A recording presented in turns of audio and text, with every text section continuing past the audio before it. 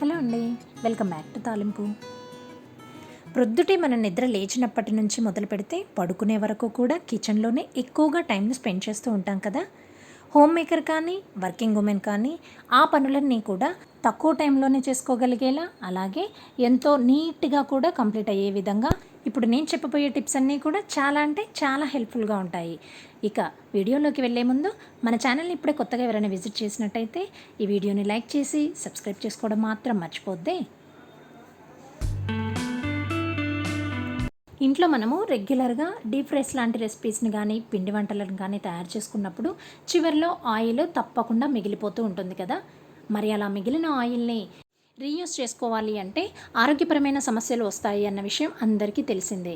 అలాగని మనం ఆ ఆయిల్ని పడేయనులేము, తిరిగి రీయూస్ చేసుకోవాలంటే ఇలాంటి టెన్షను తప్పదు. అలా కాకుండా ఒక్క చుక్క కూడా ఆయిల్ వేస్ట్ అవ్వకుండా మనకి ఆరోగ్యపరంగా ఎలాంటి సమస్యలు రాకుండా ఉండే విధంగా ఇప్పుడు నేను చెప్పబోయే టిప్ చాలా అంటే చాలా బాగా హెల్ప్ అవుతుంది. కిరాణా షాప్స్లో మనకి ఇవి మక్క చుడవ అని దొరుకుతాయి.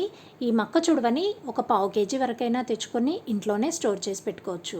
వీటిని ఏవైనా డీప్ ఫ్రైస్ కానీ లేదంటే పిండి వంటలు కానీ తయారు చేసినప్పుడు చివరిలో మిగిలిపోయిన ఆయిల్లో ఇవి కొద్ది కొద్దిగా వేసుకొని డీప్ ఫ్రై చేసుకోవాలి. ఇలా మనము కొద్ది కొద్దిగా వేసుకొని వీటిని డీప్ ఫ్రై చేసుకుంటున్నప్పుడే ఆయిల్ తగ్గిపోతూ ఉంటుంది. ఇలా మనము ఆయిల్ మిగిలిపోయినంత వరకు ఆ క్వాంటిటీని చూసుకొని అయిపోయే వరకు కూడా ఇలాగే వేసుకొని వేయించుకోవచ్చు. లేదంటే ఇలా కావాల్సినన్ని వేయించుకొని తీసేసి వీటితో పాటుగా కొద్దిగా కరివేపాకును కూడా వేసుకొని వేయించి తీసి ఒక బౌల్లోకి ట్రాన్స్ఫర్ చేసుకొని వీటిల్లోకి రుచికి సరిపడినంత కారంని ఉప్పుని వేసుకొని ఒక్కసారి ఇలా పైనుంచి కింద వరకు కదుపుతూ ఉండాలి.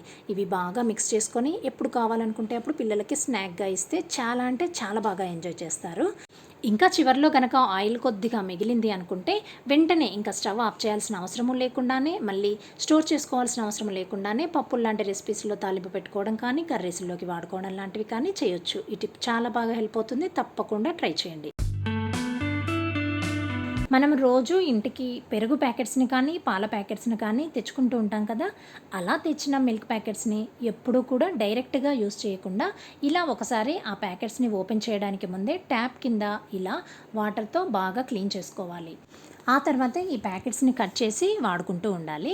ఇలా ఒకసారి మిల్క్ ప్యాకెట్ని క్లీన్ చేసిన తర్వాత ఒకసారి పాలని వేడి చేయడానికి ముందు ఆ పాల గిన్నెలో అడుగున కొద్దిగా నీళ్ళను వేసుకోవాలి. ఇలా తాగే నీళ్లను కొద్దిగా వేసుకోవడం వల్ల పాలు ఇందులో వేసినప్పుడు అడుగంటకుండా గిన్నెను క్లీన్ చేస్తున్నప్పుడు చివరిలో నీట్గా కూడా క్లీన్ అయిపోతుంది.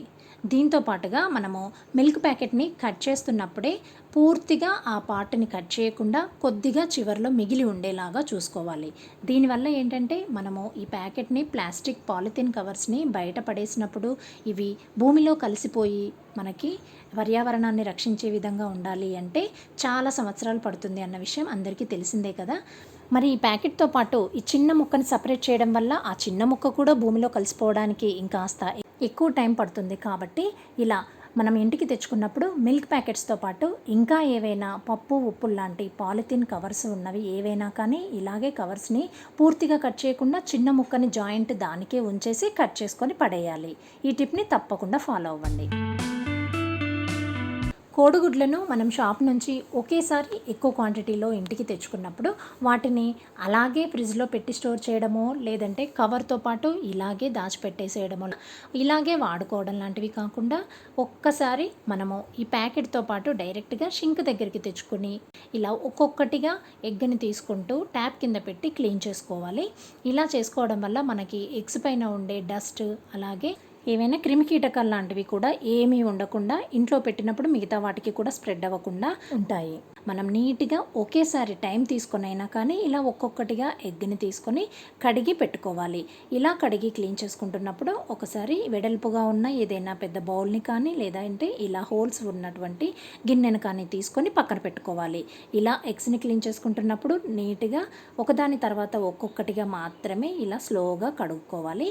ఇంటికి ఎక్కువ క్వాంటిటీలో తెచ్చుకున్నప్పుడు ఒకేసారి టైం తీసుకొని అయినా కానీ వీటిని ఒక్కొక్కటిగా ఇలా కేర్ఫుల్గా కడుక్కొని దాచుకున్నామంటే మనము యూజ్ చేసిన ప్రతిసారి కూడా క్లీన్ చేసుకోవాల్సిన పని ఉండదు.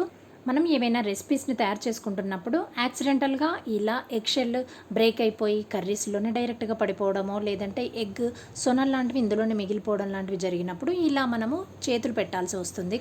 అయినా కానీ మనము ముందుగానే ఈ కోడిగుడ్లను క్లీన్ చేసుకొని స్టోర్ చేసుకుంటున్నాం కాబట్టి డస్ట్ లాంటివి ఏమైనా కర్రీస్లో పడిపోయాయి అని కూడా టెన్షన్ పడాల్సిన పని లేదు. ఇక అన్ని ఎగ్స్ని క్లీన్ చేసుకోవడం కంప్లీట్ అయిన తర్వాత హ్యాండ్ వాష్ చేసుకోవడం మాత్రం అస్సలు మర్చిపోవద్దే.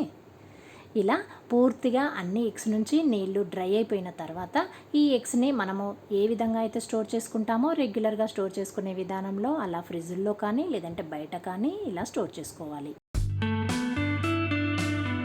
ఇంట్లోనే హెల్దీగా నెయ్యిని తయారు చేసుకునేవారు పాల నుంచి కానీ పెరుగు నుంచి కానీ మీగడను ఒకేసారి అంటే వారం రోజుల పాటు కానీ 10 రోజుల పాటు కానీ తీసిన మీగడను ఇలా స్టోర్ చేసుకొని మిక్సింగ్ జార్ని వాడుకొని మీగడ నుండి వెన్నను తయారు చేసుకుంటూ ఉంటారు కదా. ఇలా మిక్సింగ్ జార్లో మనము మీగడ నుండి వెన్నను తయారు చేసుకునే ప్రాసెస్లో కొద్దిగా మాత్రమే మీగడను వేసుకోవాల్సి వస్తుంది. అలాగే ఇలా చేసుకుంటున్న ప్రాసెస్లో మనకి మిక్సింగ్ జార్ నుంచి లీక్ అవ్వడము మెస్సీగా తయారవడము అవుతుంది. ఇలా మీలో ఎంతమందికి అవుతుందో తప్పకుండా కామెంట్ చేయండి. కానీ ఇప్పుడు నేను చెప్పబోయే టిప్తో కనుక మీరు తయారు చేస్తే చాలా అంటే చాలా ఈజీగా అలాగే నీట్గా కూడా మనకి నెయ్యిని తయారు చేసుకోవచ్చు. ఇలా ఏదైనా ఒక పెద్ద సైజులో ఉన్న ప్లాస్టిక్ బాటిల్ని తీసుకోవాలి. ఇలా ఈ బాటిల్లోకి మనము ప్రిపేర్ చేయాలి అనుకుంటున్న మీగడని ఇలా వేసుకోవాలి. ఇలా మీగడని పూర్తిగా వేసుకున్న తర్వాత దాంట్లోకి ఐస్ వాటర్ని మాత్రమే వేసుకోవాలి. బాటిల్లో పావు వంతు మాత్రము గ్యాప్ ఉండేలాగా చూసుకొని ఇలా ఐస్ వాటర్ని వేసుకొని లిడ్ని టైట్గా క్లోజ్ చేయాలి.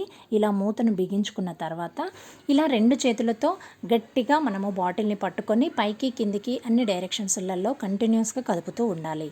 ఇలా కదపడం వల్ల మన హ్యాండ్స్కి మాత్రం బెస్ట్ ఎక్సర్సైజ్ అవుతుంది. తప్పకుండా ఈ టిప్ని ఫాలో అవ్వండి.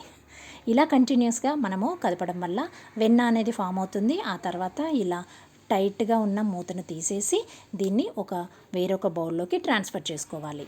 ఆ తర్వాత ఈ వెన్నను 1కి 2 సార్లు మంచినీళ్ళతో బాగా క్లీన్ చేసుకొని ఆ తర్వాత స్టవ్ పైన పెట్టి మీడియం ఫ్లేమ్లో వెన్న నుంచి నెయ్యిని కాచుకోవాలి.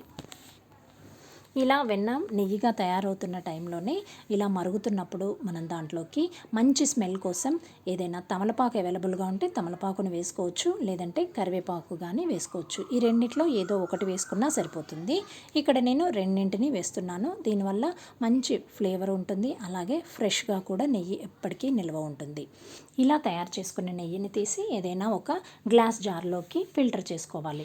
ఈ టిప్ని ఫాలో అవుతూ ఈ స్టైల్లో కనుక నెయ్యిని తయారు చేసుకున్నట్టయితే నెయ్యి ప్రిపేర్ అయిన తర్వాత కూడా క్లీన్ చేసుకోవడం చాలా అంటే చాలా ఈజీ. అలాగే నెయ్యి కూడా చాలా టేస్టీగా ఉంటుంది. తప్పకుండా ట్రై చేయండి. ఇంట్లో మనము రెగ్యులర్గా అన్ని వంటకాల్లోకి వాడుకునే అల్లం వెల్లుల్లి పేస్ట్ని ఎక్కువ రోజులు ఫ్రెష్గా నిల్వ ఉండే విధంగా తయారు చేసుకోవాలి అంటే మనం ఫాలో అవ్వాల్సిన టిప్స్ ఏంటో ఇప్పుడు చూద్దాం. ముందుగా మనం తయారు చేసుకునే అల్లం వెల్లుల్లి పేస్ట్ కోసం అల్లంని ఫ్రెష్గా ఉండే విధంగా చూసుకోవాలి. ఈ అల్లంని మట్టి అనేది ఏమీ లేకుండా ఒకసారి క్లీన్ చేసుకోవాలి. ఆ తర్వాత కొద్దిగా చిన్న ముక్కలుగా కట్ చేసుకొని ఒక ప్యాన్ని స్టవ్ పైన పెట్టుకొని లో ఫ్లేమ్లో గట్టిగా ఇలా రోస్ట్ చేసుకోవాలి. మరీ ఎక్కువగా మంట పెట్టకూడదు, అలాగని ఎక్కువసేపు వేయించకుండా లైట్గా ఒక 2 నిమిషాల పాటు మాయిశ్చర్ అంటే తడి అనేది అస్సలు లేకుండా ఇలా ఒకసారి బాగా మిక్స్ చేసుకోవాలి. ఆ తర్వాత తీసేసి చల్లబడిన తర్వాత వీటిని ఏదైనా నైఫ్తో కానీ లేదంటే స్పూన్తో కానీ పొట్టును పూర్తిగా తీసేయాలి. అల్లంకి ఉన్న పొట్టును తీసిన తర్వాత ఇప్పుడు వీటికి ఉన్న మట్టిని పూర్తిగా పోయే విధంగా ఏదైనా ఒక క్లాత్ తోటి బాగా తుడిచేయాలి. ఆ తర్వాత వీలైనంతగా చిన్నగా ముక్కలుగా కట్ చేసుకొని ఒక మిక్సింగ్ జార్లోకి ట్రాన్స్ఫర్ చేసుకోవాలి. ఇప్పుడు వీటిని ఒకసారి కోర్స్గా బ్లెండ్ చేసుకొని ఆ తర్వాత ముందుగానే పొట్టు తీసేసుకున్న వెల్లుల్లిని కూడా ఈ మిక్సింగ్ జార్లోకి యాడ్ చేసుకొని మరొకసారి బ్లెండ్ చేసుకున్న తర్వాత ఇప్పుడు దీంట్లోకి 1 టీ స్పూన్ పసుపుని అలాగే 1 టీ స్పూన్ ఉప్పుని దీంతో పాటుగా 1 టేబుల్ స్పూన్ వరకు నూనెను కూడా వేసుకొని పేస్ట్లా బ్లెండ్ చేసుకోవాలి. ఇప్పుడు ఇలా తయారైపోయిన అల్లం వెల్లుల్లి పేస్ట్ని తీసి ఏదైనా ఒక ఎయిర్ టైట్ బాక్స్లో వేసుకొని స్టోర్ చేసుకోవడమే. ఇవండి ఈరోజు టిప్స్. ఈ టిప్స్ మీకు ఎలా అనిపించాయి? అందులోనూ మీకు బాగా నచ్చిన టిప్ ఏంటో తప్పకుండా కామెంట్ చేయండి. అలాగే ఈ వీడియో నచ్చితే ఒక చిన్న లైక్ చేసి సబ్స్క్రైబ్ చేసుకోవడం మాత్రం మర్చిపోవద్దే. Thanks for watching. Have a nice day.